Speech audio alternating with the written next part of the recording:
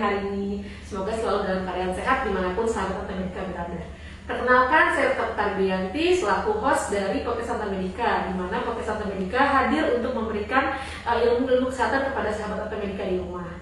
Di mana hari ini Podcast Santa Medica kita bertema pentingnya menjaga kesehatan mental, di mana seperti yang kita tahu ya, di masa pandemi ini banyak sekali terdengar bahasa-bahasa kesehatan mental terganggu. Nah, misalnya akibat dari berdiam diri di rumah, lockdown, akibat PHK atau dan hilangnya keluarga dan lain-lain. Nah, telah hadir bersama kita narasumber yaitu Dr. Profitasari, spesialis kedokteran jiwa, di mana beliau adalah salah satu dokter di Rumah Sakit Santa Medica. Dr. Perkenalkan dulu, silakan dok. Oke, selamat pagi. Saya Dr. Profitasari Kusumaningrum, spesialis kedokteran jiwa konsultan. Saya praktek di Rumah Sakit Santa Medica sudah sekitar 5 tahun. Bagaimana kabarnya hari ini dok? Baik, alhamdulillah. Alhamdulillah baik ya dok ya. Oke, kita langsung aja ya dok ya ke pertanyaan ya dok ya. Sebenarnya biar sahabat Santa Medica tahu dok, kira-kira apa sih dok artinya kesehatan mental itu dok? Iya, kita kan semakin sering mendengar tentang pentingnya kesehatan mental, terutama di masa pandemi ini.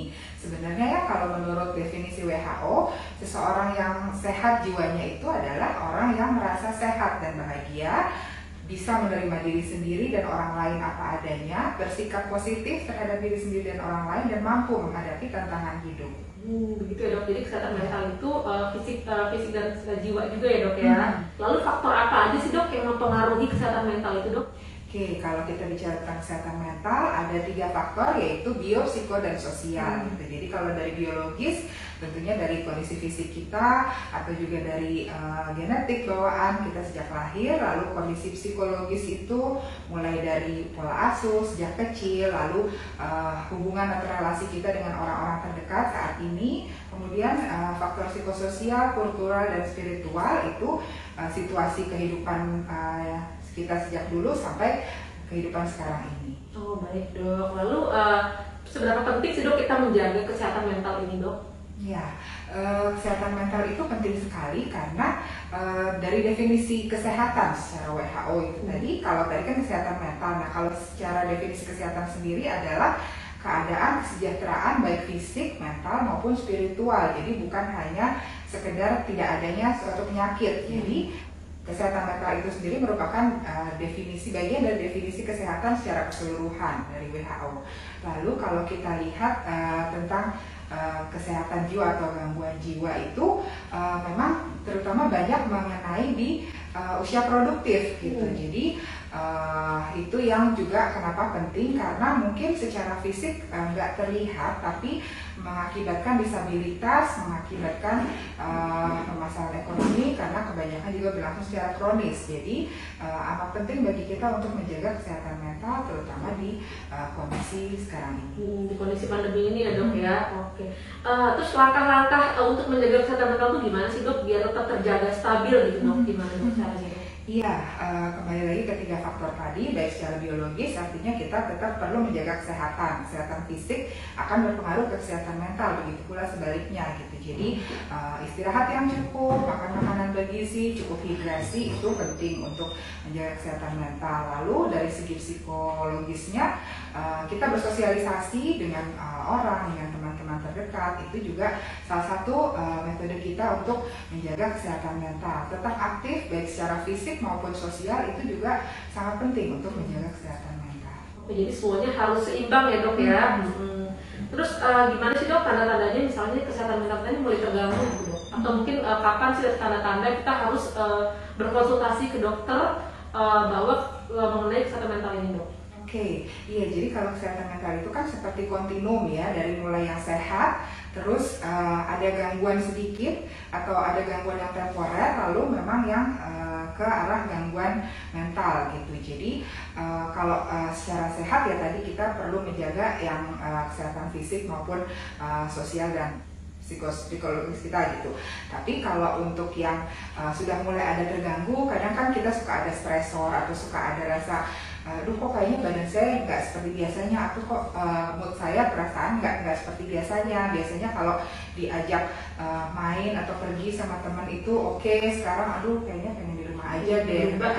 Iya, jadi ketika sudah ada mulai perubahan seperti itu, mungkin perlu mencari pertolongan. Pertolongan itu bisa dari yang terdekat dulu gitu, misalnya orang-orang atau keluarga kita atau teman-teman kita gitu. Nah, ketika sudah dirasakan nggak enak bangetnya itu sampai gimana? Sampai mengganggu fungsinya. Jadi kalau yang sekolah terganggu fungsi belajarnya, yang bekerja juga terganggu performa pekerjaannya, nah rasanya itu sudah mulai perlu bantuan profesional. Gitu. Jadi tolak ukurnya itu sebagai kita sudah bisa menjalankan fungsi kehidupan sehari-hari atau enggak gitu ya dok ya. Nah ini sebenarnya agak berhubungan juga dok dengan kesehatan mental dok. Ini kan lagi pandemi gini kan banyak ya dok ya, kehilangan keluarga, kehilangan pekerjaan, mungkin juga stres juga, ada trauma dan lain-lain, mungkin karena telah mengalami COVID segala macam ya dok ya. Gimana sih dok cara kita melupakan trauma atau kejadian buruk di masa lalu agar kita tuh bisa kedepannya lebih bergerak lebih maju gitu dok, bagaimana dok? Iya, kalau di psikiatri atau ilmu kedokteran jiwa itu ada yang namanya terapinya, salah satunya adalah dengan psikoterapi.